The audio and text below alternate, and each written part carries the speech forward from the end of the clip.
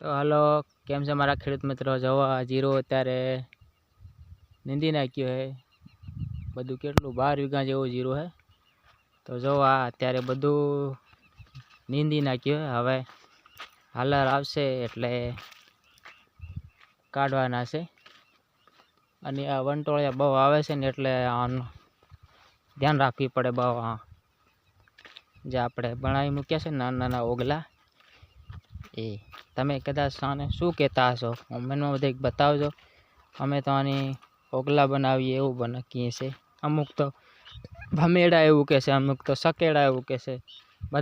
બધાની અલગ અલગ ભાષા હોય. પણ જુઓ આ બધું અત્યારે 12 વીઘાનું જીરું ઉફાડી નાખ્યું છે અને ભમરિયા સકેડા બનાવી નાખ્યા છે. જો આખા ખેતરમાં આ બાજુ શેણા છે, અહીંયા જીરું હતું. તો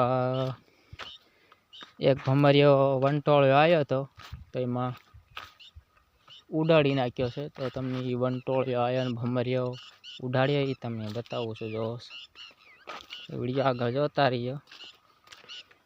જો આ વંટોળિયો આવ્યો તો પાર બધું પૂરું કરી નાખ્યું. જો આખો ચકેડો બમેડો બધો ખેરવીને વંટોળીએ કેટલી મહેનત પડે. જો આ વંટોળિયો આવે એટલે બધું તોડી નાખે. એટલે આમાં બહુ મહેનત પડે બનાવવામાં. ગોળ ગોળ ચકેડી બનાવવાની, પછી વંટોળિયો આવે તો 1 મિનિટમાં ઉડાડીને ફગાવી દે. આમ જુઓ કેટલું લાંબુ ખેતર. સામે લીમડા દેખાય બે નાના, અહીંયાથી આમથી આમ ઓલી ખીજડો દેખાય થાંભલા જોડે અહીંયા લગીને હે. ને તમે આ સકેડા બનાવી મૂક્યા એમની શું કહો છો? અમે તો અને ભમરિયા કહીએ છીએ, અમુક લોકો ચકેડા કહેશે, અમુક ઓગલા બનાવે એવું કહેશે. તો બધાની અલગ અલગ ભાષા હોય.